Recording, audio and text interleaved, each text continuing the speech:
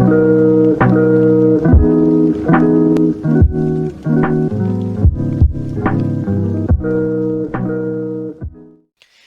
guys, how's it going? RedMaster here, and welcome back to episode of Cards and Castles, Cast and Conflicts, where today we've got another great match lined up for you. So without dragging on this intro too long, let's go ahead and jump right into game number one and see what goes down.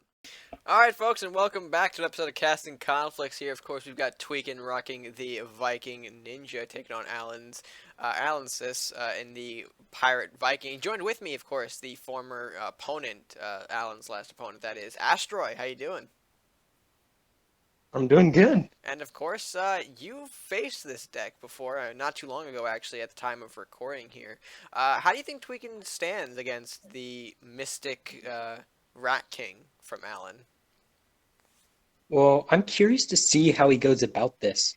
I mean, just looking at his hand, Winds of Njord and Grudgebearer are probably going to be his biggest look-tos for a win condition, trying Right. to knock out any sort of global buffs or things Allen might want to be keeping. Right. That is certainly true. And you haven't, I believe, been with us for one of, or at least for this deck specifically. But for those of you who have watched one of Tweakin's previous outings, we of course know that Tweakin is going to try and go for that Grudgebearer Thunderstrike OTK. At least that's what he's going to look to kind of end the game here. So definitely, like you said, win cons in that regard. But, I mean, he's got a Rat King of his own. I don't know if he's rocking the Mystic Journey in here. I haven't really seen it and make that two Rat Kings. So knowing that this is more of an OTK deck, does that change your thoughts any more in terms of his chances? Um, I'd be a bit more worried if I was running OTK against Allen here, simply because Allen's deck, if you wait too long, is just going to absolutely snuff out anything you do. Right.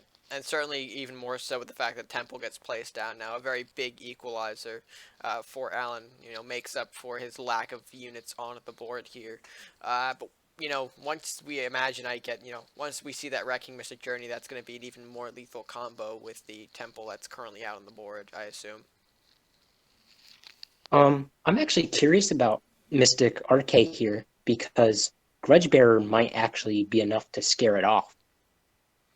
That is true. Certainly true there. I mean, we do also recognize Winds of the North in hand, so even if Allen was to play the Rat King a bit more safely, we know he could bring it in and do some big damage. We are going to see that Winds of the North played preemptively.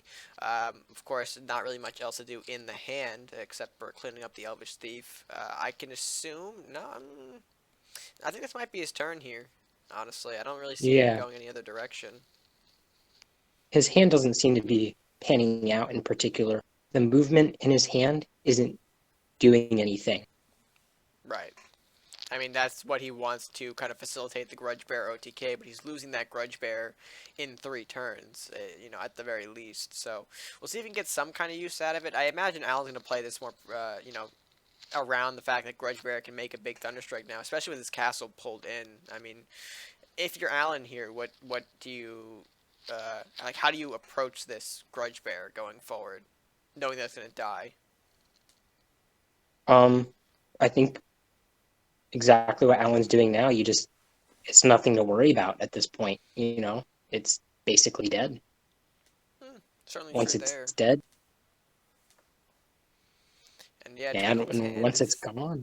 Tweakin's hand not really going to facilitate a lot of options for him. He's going to play double Synchro Strike, followed up by the lunging attack to just get him to castle to take out the hovel. Pretty interesting investment to kind of, lunge out there. But what are your thoughts on that? Yeah. Well, my thoughts are that yeah, he gets rid of the hovel, but at what cost? He just spent 3 cards, and that's about all it's going to do. Allen now has 4 cards left in hand and has a useful Morduck on the board. Not to mention a pretty established board, I would Tweakin's say. not. Yeah. So this might be the end. We'll see how long Tweakin can hold out, though. I mean, knowing this is an OTK deck, I assume there might be some tricks left up in his sleeve, but with the limited draw that he's getting per turn, I just don't see a way for him to pull out of this match. I think this is going to be game one for Allen here. Do you have any thoughts on maybe what Tweakin can do to kind of pull out a victory? What, like, weird Um, mix of cards could be the deciding factor for him?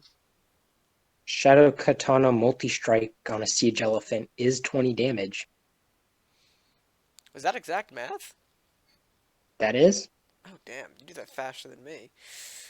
But we're going to see double temple now, and that's going to take some hefty effects onto the castle. Okay, we do see freezing This pillar. could be exactly what he needs, actually. Yeah, freezing pillar going to go ahead and isolate the wraith from the game, at least for now. I mean, Mordok also having no clear way right now to get to that pillar. I don't know if he's got scope in this deck too. I don't know if Yeah, Mordok can really do him a whole lot. He's definitely going to protect those temples, it looks like, and follows up with a second Mordok. So definitely not short on any bodies. yeah, he's just pushing in the trades because the trades are in his favor.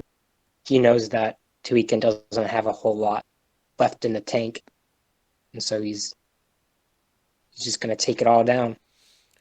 I'm curious to see if Dissipate will come in this turn, especially on that fresh Mordok, or if he's going to save it. Looks like he's saving it. Kind of curious, though. I mean, it makes sense to dissipate it now, but then again, you could do that at a more crucial time, maybe opening up a space for you to launch in a big Thunderstrike. He's questioning Yeah, it, though. We're seeing him questioning it if he goes to dissipate. I mean, I don't think Allen's deck has any sort of pull or push aspects to it. I mean, I don't know if he runs winds or hooks to really push anything forward or lunge anything forward, especially in this deck. So, I mean, maybe Dissipate's the right move. He does go through the Dissipate we see.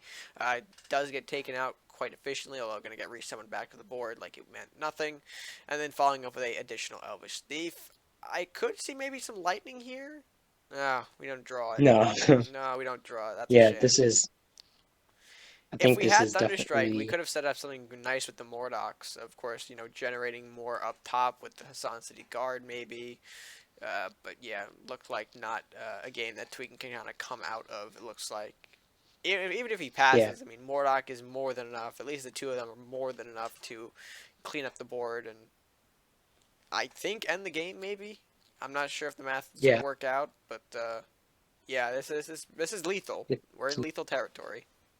Yeah, this is lethal. I think it's curious to you can really see how those movement cards ended up hurting him because you can see that Allen still has 3 cards in hand and he still has, tempo and the move up Right. We with are gonna lethal see on Tweakin board. make some last ditch trades just to kind of. Oh, that's not what he wanted to do. Uh-oh. uh So it looks like, yeah, that's I don't, I don't think Alec can actually get to the castle this way. He can do some Banshee damage, but that's about, well, and then Mordok hits the freezing pillar, generates a unit, goes after castle there. I don't think I maybe think he's got lethal just yet. I think Banshee hits the pillar, puts Tweakin down to 13 and then it's lethal. He didn't take it though. No, didn't take it. Instead, going for the Banshees. Both Banshees are gonna run some damage. Oh, and the Elvish, we forgot about the Elvish Thief. I forgot about the Elvish Thief. Shit. It's like, it's such a small unit thrown in the back there. Oh, he gave him one more turn. Oh, Oh, he is didn't this draw the. disrespect? I don't think it was disrespect. I think it was more of an accident. I mean, we Oh, literally because could have it froze saw the right there. Banshee. I think that wasn't intentional. With things like Thunderstrike in this deck, you gotta imagine Yarn might be in there as well. So imagine if that big boy came out Right. swinging at that last turn. Yeah. He probably just accidentally froze the Banshee. Right, right. But overall, strong game number one for Allen. Let's go ahead and take it back to both players. Asteroiy, you kind of agree with that one? Yeah. All right, let's take it back. All right, and game number one has concluded. Allen picks up the win this time. Of course, stronger game number one than his last outing, but I guess let's start on the other side of the fence here with Tweakin. Of course, Tweakin, you kind of locked yourself into that Grudge Bear deck, and I don't think the draw did too well for you here. Any thoughts on No. how your deck could have probably performed a little bit differently to work better for you in that match? Um, that deck, it has a lot of problems. It it really depends on like what kind of cards I get early, and if I can hold out my Grudge Bear out. I mean, when he played the Onslaught on my Grudge Bear, oh my god, that kind of tore my heart in half because I was gonna get no value, and then I saw the Rat Hovel come out with the Temple of the Five, and I'm assuming the Temple of the Five Gods is coming out soon. If not, it was already on the board, and I'm just thinking, oh my god, I'm in a world of hurt. And I already had a lot of movement deck, but I didn't really have. I mean, I already had a lot of movement cards. Didn't really have a lot of units. And if he was gonna, and I had no way of getting rid of the Rat Hovel. So, and I would be damned. Oh, my bad. I would be. It's Yeah, fine. I'm not monetized. I would be damned if I lose another match to Rat Hovels ever again. I will waste my entire hand if it means to take out that Rat Hovel, That which I Slash did. match I'm is like, eating you up yeah. inside. I'm like, no, I'm not losing the Rat Hovels ever again. I'm taking out that Rat Hovel, even if I do have to waste my entire hand. So I was like, I'll just take out the Rat Hovel. I'll see what kind of draws I get. Weren't the best draws. I was hoping for like a Reanimate or maybe like a Yarm towards the end where he kind of, or even a Lightning Blade where he kind of lined up all those units. I was like, oh, please. If this game ever loved me, I need it right now. But no, I get some Hoston City Guards. I get a freaking elephant. I'm about to put that elephant back in the zoo. That thing hasn't done anything for me in so long. Oh, I hate that deck so much. But I hate it so much. I want to delete it so bad.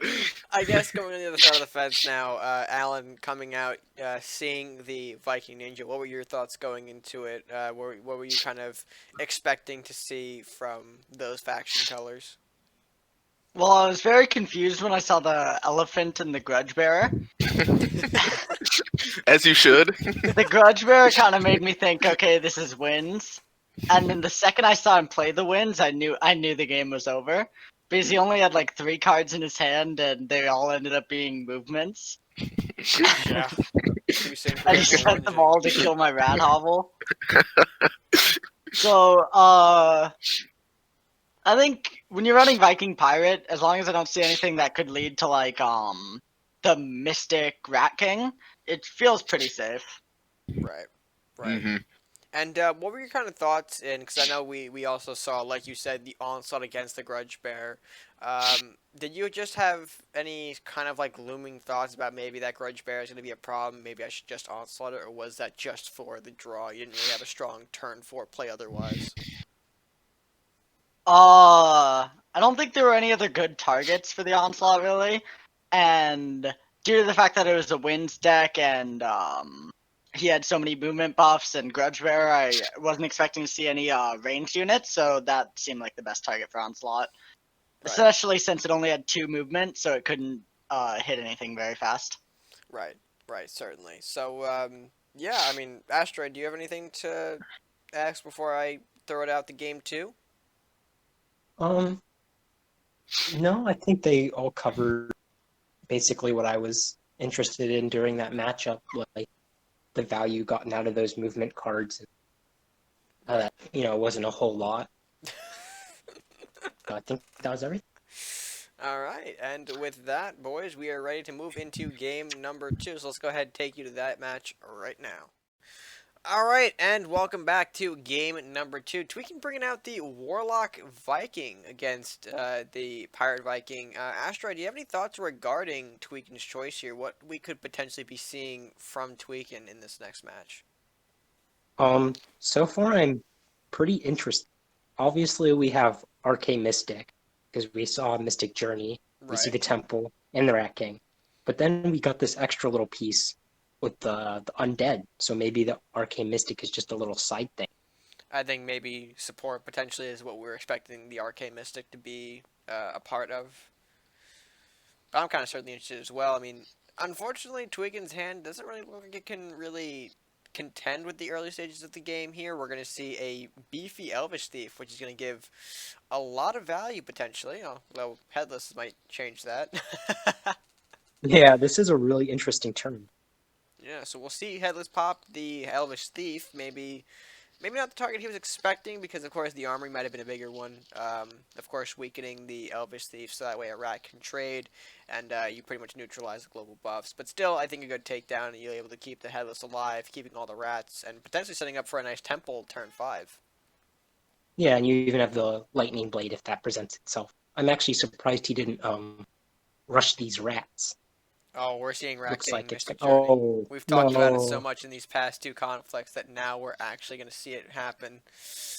Oh, and this is going to be a bit troubling for Tweakin. Actually, Alan did not remove one of the rats, so there's still some leeway here. Certainly. And Rat King potentially might be an equalizer if we can set up for it. The problem is we wanted Temple down in this turn to set up for a proper Rat King. I don't think we're going to really be allowed to get that down without either sacrificing a Yeah, big chunk out of the castle or, posing the possibility that we lose Temple in the next turn. yeah, it's a really tough spot to be in. Certainly, and we're going to You see really Rat only King have come out, unfortunately not make the best of trades here, as there are still a majority of rats still currently on the board. I mean, the Keeper of the Doorway could potentially be an equalizer for Tweakin, and of course Alan dealing with the upkeep is certainly going to be problematic. Doesn't seem like he has another Mystic Journey, because obviously we would have seen that played before we moved into Castle, and looks like he has no play turn 5. Oh, no! that's Oh, that that's pretty stings. rough. He's just gonna stare at that for a minute, folks. Don't mind him. All right. So we're gonna see Keeper come out now. That's certainly probably gonna take a swing at the rat. I don't like the positioning of that rat Keeper though, because that lines up for some lightning blade action potentially. Yeah, that's what I was just thinking. Because that keeper's kind of like your way out here. Because you got all this keeper food on your face that those units are going to be big and valuable. Well, we don't see it played, unfortunately. We are going to see a shaman, and of course the rat's continuing to chip away at the castle. I assume maybe we'll see Headless Core come out, followed up. I want to say maybe by the Mystic Journey to just focus on cleanup, but I honestly don't know the direction this could go. Would be big if he hits the armory in the back there. That could do a couple of big He things should for him. really Oh,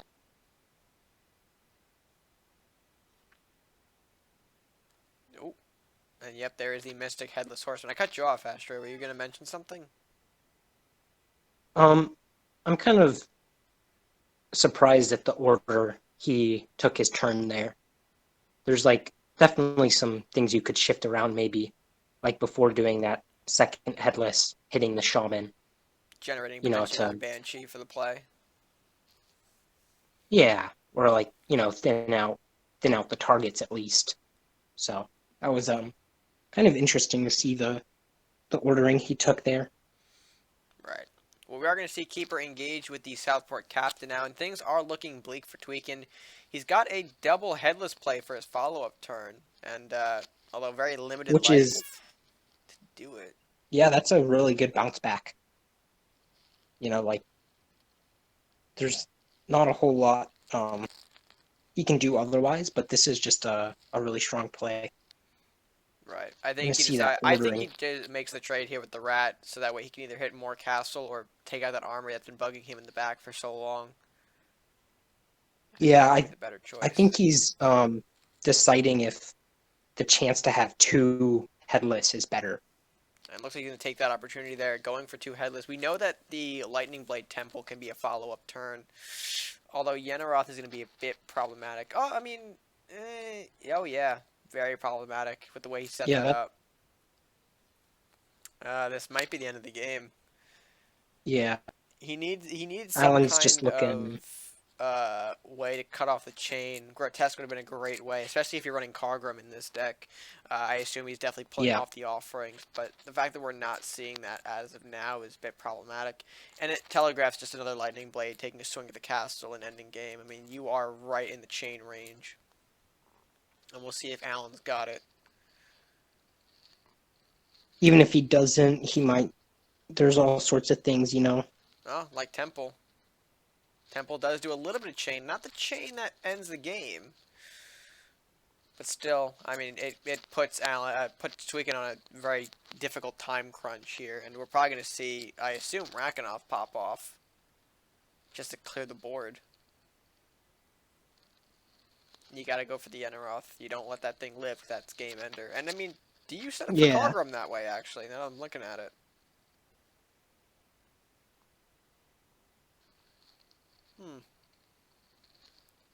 Does that actually bring out Kargrim or Yenaroth? No. Whoa! Yenaroth is the play. Yeah.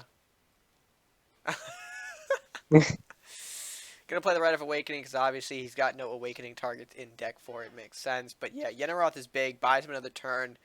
Execution though gonna take away the hopes and dreams just like that.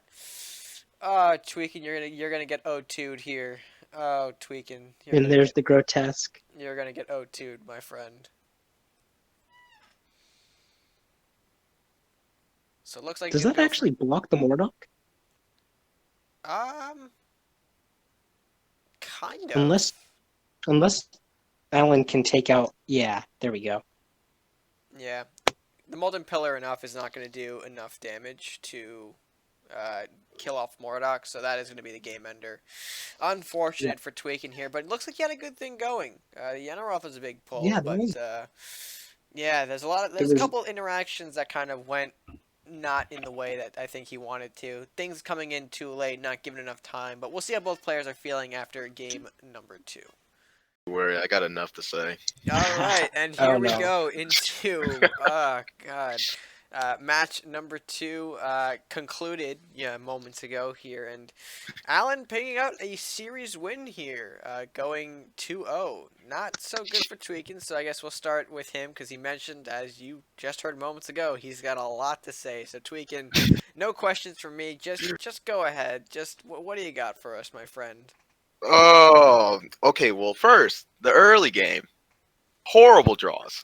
Horrible draws. So you got four cost goals, 5s, temples, just everything under the sun I can't play. And then I have to force a Rat King play.